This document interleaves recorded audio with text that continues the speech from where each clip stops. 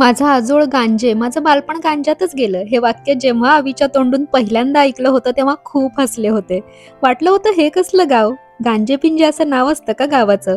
बहुतेक तिथं गांजाची शेती होत असावी म्हणून नाव पडलं असेल, असाही एक बाळबोध तर्क लावून झाला होता. पण पहिल्यांदा जेव्हा गावी गेले, जाता जाता गावाच्या नावाची पाटी बघितली तेव्हा कळलं की हे तर अगदी चित्रातलं गाव आहे. 5-50 वस्तीचं, डोंगराच्या कुशीतलं, लाल मातीतलं आणि करवंदाच्या जाळीतलं. गेल्या वर्षी भारतात आलो तेव्हा रखरखत्या उन्हात गावाकडे जाणं झालं नव्हतं. यंदा मात्र ती कसर भरून निघाली. गावात जाऊ, घर बघू, जन्नी देवीला जाऊ, तिथंच बसून डबा खाऊ आणि येऊ, असा सुटसुटीत प्लॅन झाला. मस्तपैकी वांग्याचं भरीत, पावट्याची आमटी बांधून घेतली. गाडी निघाली. गाडीत पुढे 2 मायलेक, मागे 2. घरातली बाकीची मंडळी त्यांच्या त्यांच्या कामात बिझी असल्यामुळे त्यांना यायला जमणार नव्हतं. पण पप्पा कामानिमित्त आधीच गावाकडे गेल्यामुळे ते आम्हाला तिथंच भेटणार होते. थेट गावाकडे न जाता आधी आईंच्या आत्यांना भेटायचं होतं दुसऱ्या एका गावात, अहिरेवाडीला. गावाकडे नेणारा प्रत्येक रस्ता सुंदर असतोच की तो तसा वाटतो माहिती नाही, पण हा रस्ता सुंदर होताच, नो डाऊट. डोंगर की पाणी, यात मधल्या कीला जागा नाही आणि आणीलाही नाही, कारण रस्ताभर डोंगराचे पाय धुणारं कणेर धरणाचं पाणीच पाणी. या पायवाटेनं गाडी कशी जायची घरापर्यंत असं वाटत असतानाच म्हशीच्या अगदी डोळ्यासमोरून गवता झुडपातनं गाडी पोचली कशी तरी. आपण कुठे आलोय? बिल्वच्या या प्रश्नाचं उत्तर सोपं होतं खूप. आपण ना शेतातल्या घरात म्हणजेच फार्म हाऊसमध्ये आलोय. टिपिकल खेड्यातलं शेतकरी घर ते. आजूबाजूला केळी, आंबा, दारात चाऱ्याचं ढीग, पाण्याची टाकी आणि बैलगाडी. आत्याबाई लगबगीनं आल्या.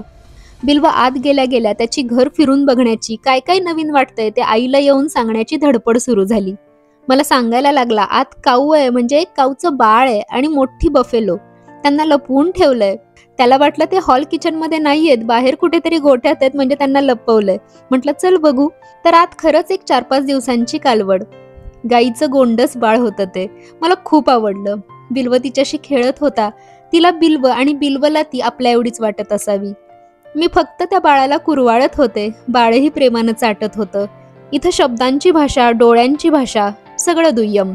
स्पर्शाच्या भाषेपुढं जगातल्या एकूण एक भाषा फिक्या. कारण ही भाषा माणसं, जनावरं, वस्तू, झाडं सगळ्यांना समजणारी, युनिव्हर्सल. आणि हो, हे एवढं गोड प्रकरण माझं असतं ना तर मी तिचं नाव ठेवलं असतं सुंदरी.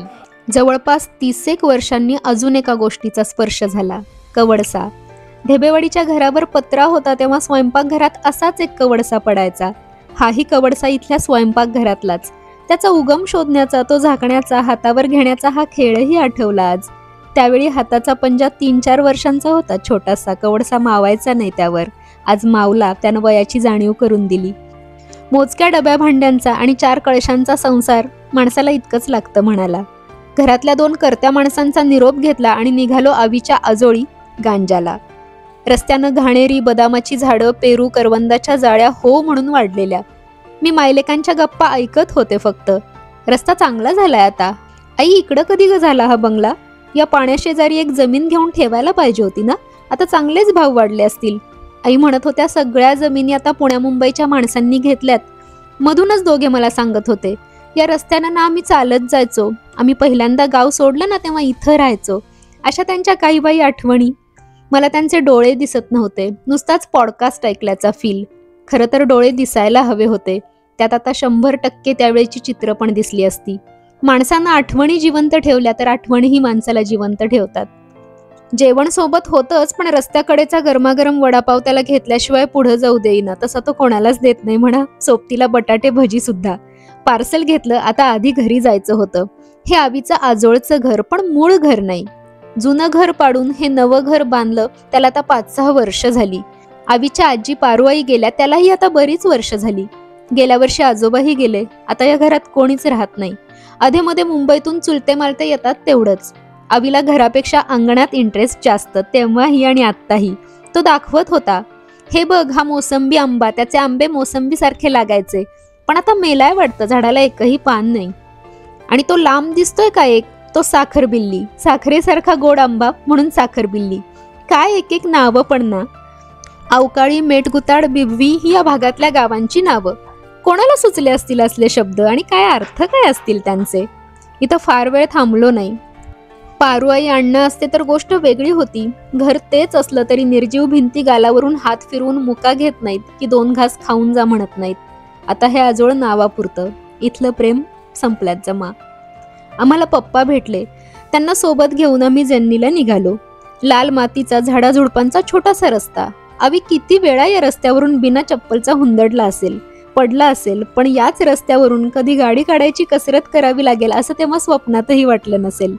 लाल रस्त्यानं लाल माळरानावर पोहोचवलं एकदाचं. समोर विटांचा चौथरा, बराच जुना असावा कारण विटांनी बारीक सारीक झुडपं गवत अंगा खांद्यावर पोचली होती. थोड्या पायऱ्या चढल्या की वर अजून मोठा चौथरा. वाट मात्र गवतातूनच. या चौथऱ्याला चारी बाजूंनी कठडा आणि मधोमध 2 झाडांच्या मागे लपलेलं जन्नीचं मूळ रूपात टिकून असलेलं देऊळ. हा शब्द जननी असावा, पण आई आणि सगळेच जण जन्नी म्हणतात, त्यामुळे मीही तसंच म्हणते. इथं दरवर्षी यात्राही भरते, जेवण असतं. शेकडो माणसांनी गजबजलेला असतो म्हणे हा परिसर. यावर आत्ता विश्वास बसत नव्हता कारण आजूबाजूला न बंदा न बंदे की जात. फक्त आम्ही 4.5 डोकी. सडकून भूक लागलेली. पेपरमध्ये गुंडाळलेल्या हे टाळा कॅटेगरीतले पदार्थ कधी एकदा खाऊ असं झालेलं. देवळा शेजारचा पाचोळा बाजूला करून आम्ही जेवायला बसलो. शिदोरी उघडली. होतं नव्हतं ते सगळं पुढ्यातल्या पत्रावळीत वाढून घेतलं. हे सगळं असंच्या असं घरी जेवलो असतो ना तर शप्पथ एवढं चविष्ट लागलं नसतं. मोकळ्या हवेत, त्यातही गावाकडच्या मोकळ्या रानात काय जादू असते माहिती नाही. 2 घास जास्त खाल्ल्याशिवाय राहावत नाही. गप्पा मारत भरपूर जेवलो. अजून थोडं असतं ना तरी संपलं असतं माहितीये. बिलवनी पण सुट्टी दिली नाही. वर सूर्य होता पण तो जराही जाणवत नव्हता. हलकं उबदार आणि वाऱ्याच्या झुळकेसरशी हलकं गार होणारं वातावरण. मजा आली. आई म्हणाल्या, हे आंब्याचं झाड आपल्या आजीनं लावलंय. खरं तर आतापर्यंत त्या जागेविषयी मला अजिबात आपलेपणा वाटला नव्हता. तो एकाएकी वाटायला लागला. आपल्या माणसांनी जीव लावलेली जागा आहे ही. क्षणात काहीतरी वेगळ्याच फिलिंग्स यायला लागल्या. मी सहज विचारलं, अजून कसं काय टिकलंय हे छोटंसं देऊळ? आज ना उद्या इथं होणार मोठं. मग आसपास दुकानं होणार, गजबज वाढणार, ही शांतता जाणार, बाजार बाजार होणार सगळा. मला गिरीश कुलकर्णींचा देऊळ आठवत होता. पप्पा म्हणाले, नाही बांधताय तिथं मोठं मंदिर. देवीनं सांगितलंय म्हणे की ही 2 झाडं पाडून देऊळ नाही उभारायचं आणि बांधायचंच असेल तर एका रात्रीत बांधायचं. मी मूर्तीतला देव मानत नाही खरं तर, पण ज्या कुणी हे देवीच्या नावानं सांगितलं असेल त्या माणसाला मनातल्या मनात मी दंडवत घातला. त्याचा उद्देश मला माहिती नाही, पण बिरोबा, म्हसोबा, भैरोबा, मरियाई, जानाई ही पिढ्यानुपिढ्या गावगाड्यातल्या साध्या माणसांची दैवत आहेत. ती अशीच मोकळ्या निसर्गात राहत आली आहेत. रांगेशिवाय भक्ताला कवटाळत आली आहेत. माणसांसारख्याच दिसणाऱ्या या मूर्त्या गावकऱ्यांना आपल्या घरातलं रक्ताचं कोणीतरी वाटत आल्या आहेत. या झाडांवर कधीच कुऱ्हाड न चालावी. ही इथली माती, तिच्यातले जीव सिमेंट खाली कधीच गुदमरू नयेत.